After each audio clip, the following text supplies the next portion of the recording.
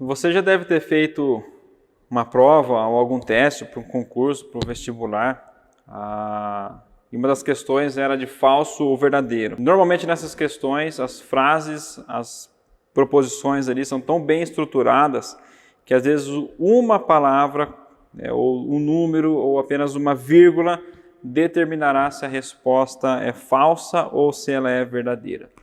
No estudo de hoje, nós vamos aprender que devemos estar atentos para não cair no engano de um falso evangelho pregado hoje em dia.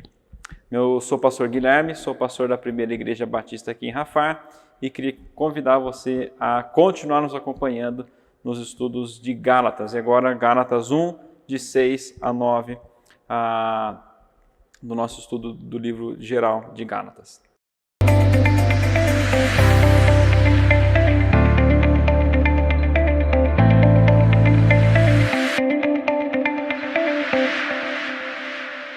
O Peregrino é um livro clássico escrito há séculos atrás por John Bunyan. Dizem que ele é o segundo livro mais vendido do mundo e fica apenas atrás da Bíblia. E o livro em si ele é uma alegoria da vida cristã e conta a história do personagem chamado Cristão rumo à cidade celestial. E no decorrer da sua aventura, da sua peregrinação, ele se depara com personagens ou situações que desafiam o rumo da sua peregrinação. E alguns desses personagens tentam persuadir cristão a desistir, a desviar, ou pegar um atalho, ou até mesmo impedi-lo ferozmente de prosseguir na sua jornada rumo à cidade celestial. E apesar de ser apenas uma ficção, o Peregrino ele ilustra muito bem o que acontece na nossa peregrinação real, que acontece no dia a dia aqui da vida cristã, rumo ao nosso lar celestial, o céu. E interessante que notar que o livro, que as dificuldades em que o cristão se depara, acontece logo no início da sua jornada. Logo que ele começa a sua peregrinação, ele já se depara com pessoas, com aqueles personagens querendo persuadi-lo a desviar do caminho. Semelhantemente do que aconteceu com o cristão, aconteceu também com os crentes lá de Gálatas. Paulo, como apóstolo reconhecido, com autoridade como tal, como apóstolo, ele havia pregado o evangelho aos Gálatas em sua primeira viagem missionária, mas num curto período de tempo, talvez um ano ali no máximo, Paulo escreve a carta aos Gálatas, perplexo com o que estava acontecendo com aquela igreja que tão rapidamente estava se desviando do verdadeiro evangelho. Tão rapidamente eles estavam ameaçando abandonar o verdadeiro evangelho. Nós já vimos sobre a introdução da carta, Gálatas 1, de 1 a 5, a missão resgate. E normalmente, depois de uma saudação, numa carta comum ali, principalmente comparada com as cartas paulinas, depois de uma saudação vinha alguma ação de graça pela vida dos leitores ou algum elogio. Você pode ver isso em Romanos 1, 8 e seguintes, 1 Coríntios capítulo 1, Efésios capítulo 1 a partir do versículo 15. Logo depois da saudação vem um elogio, mas não é o que acontece aqui em Gálatas. Depois da sua saudação comum, Paulo ele prossegue num tom espantoso, mas não com espanto da fé, das boas obras, dos frutos dos Gálatas, mas um espanto pelo abandono tão iminente e rápido, do verdadeiro evangelho de Jesus Cristo. E Paulo, nós vemos aqui que logo no início, no versículo 6, Paulo ele reage com espanto diante da possibilidade de um abandono do verdadeiro evangelho por um falso evangelho pregado pelos perturbadores que estavam infiltrados ali na igreja da Galácia. E Paulo diz assim, lá no versículo 6 e no versículo 7 do capítulo 1.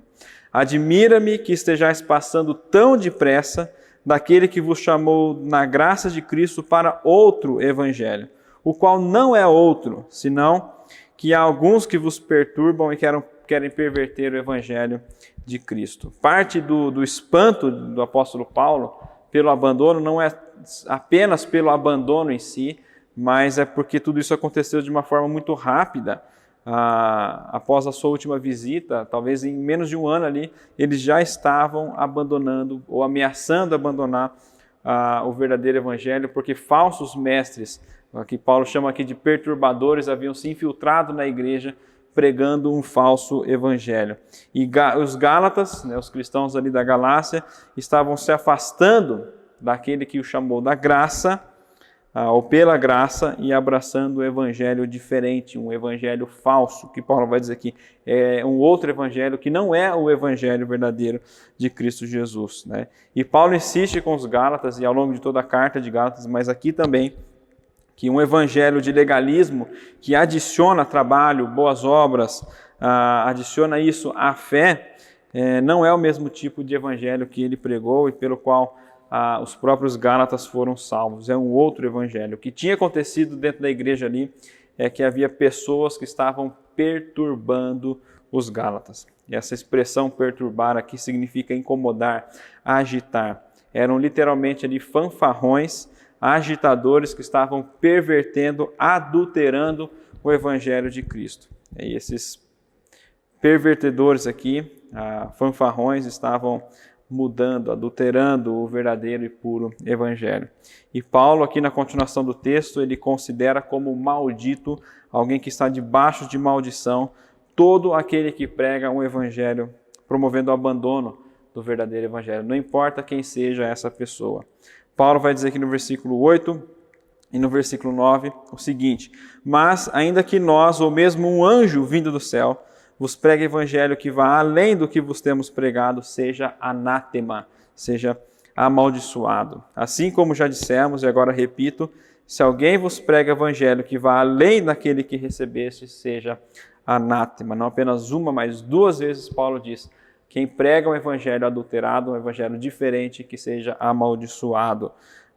E Paulo mostra aqui que é o evangelho que tem poder, que tem autoridade sobre o homem, e não o homem que tem autoridade sobre o evangelho. Por isso que Paulo diz que se alguém prega um evangelho adulterado, não importa quem ele seja, não importa a posição que ele ocupe, ele é amaldiçoado, ele está debaixo de maldição.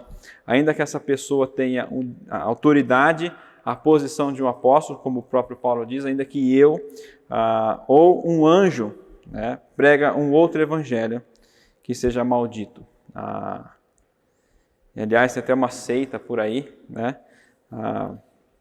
que creem, né, que eles receberam uma revelação a mais das Escrituras por meio de um anjo, né? Então eles têm a Bíblia como o livro deles, mas eles também têm um outro livro também, um livro paralelo que foi uma revelação que contradiz o que a Bíblia diz. Então Paulo está dizendo o seguinte: ainda que nós ou um anjo, não importa quem seja, que seja maldito. E essa palavra usada aqui, anátema, é uma expressão muito forte e ela significa algo que é consagrado à destruição completa. Foi o que aconteceu, essa mesma palavra é usada lá em Josué, no capítulo 6, no versículo 17. Você conhece a história, é da entrada do povo de Israel na Terra Prometida, e a primeira cidade que eles se deparam ali é a grande cidade extremamente fortificada de Jericó. E como seria a primeira cidade a ser conquistada ali do território de Canaã, Deus ele dá uma ordem para os soldados e para Josué: vocês não devem tomar despojo nenhum dessa cidade. Vocês devem queimar essa cidade completamente. Vocês vão dedicar essa cidade completamente sob anátema. Ela vai ser consagrada para destruição completa. Então é isso que Paulo está dizendo aqui. Se alguém prega um evangelho diferente, que seja completamente destruído, está debaixo de maldição. E não é difícil entender porque Paulo ele reagiu de forma tão forte e incisiva, porque esses judaizantes, esses perturbadores, eles estavam contestando a própria cruz. Porque se as obras eram necessárias para a salvação, logo então Cristo morreu em vão. E além disso, muito está em jogo pelas próprias pessoas que estão perdidas.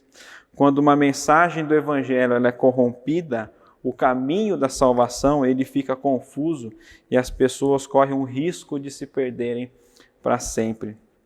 Como é o caso do nosso personagem ali, do começo da meditação cristã. Um pequeno deslize levou ele para um caminho muito longe do caminho verdadeiro. Mas graças à palavra de Deus, graças a pessoas que o advertiram, ele voltou para o caminho correto e conseguiu chegar à cidade celestial.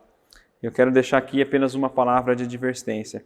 Cuidado com os falsos mestres. Não se deixe levar pela sua lábia ou suposta suposição, quem quer que seja, alguém que se diz pastor, apóstolo, bispo, na verdade se prega um evangelho diferente, adulterado ao evangelho que já temos revelado aqui nas Sagradas Escrituras, é na verdade um falso mestre. São lobos em peles de ovelha, são indivíduos hipócritas, falsos e mentirosos. E como você pode reconhecer um falso evangelho ou um falso mestre? Né? São tantos por aí que tem. A resposta é: estude muito bem o verdadeiro evangelho. Dizem os especialistas, né, identificar notas falsas, que existem milhares e milhares de variações das falsificações das notas de dinheiro que nós temos hoje. E para você saber identificar, é impossível você estudar cada variação da falsidade que há nas notas. E que para você poder identificar quais são as notas falsas, o que você precisa fazer, na verdade, é estudar muito bem a nota verdadeira. Porque quando você pegar uma nota falsa, você talvez não vai saber qual é a variação, mas quando você pegar, você vai dizer: opa, aqui tem alguma coisa errada, aqui tem uma coisa adulterada, essa nota aqui não é uma nota verdadeira.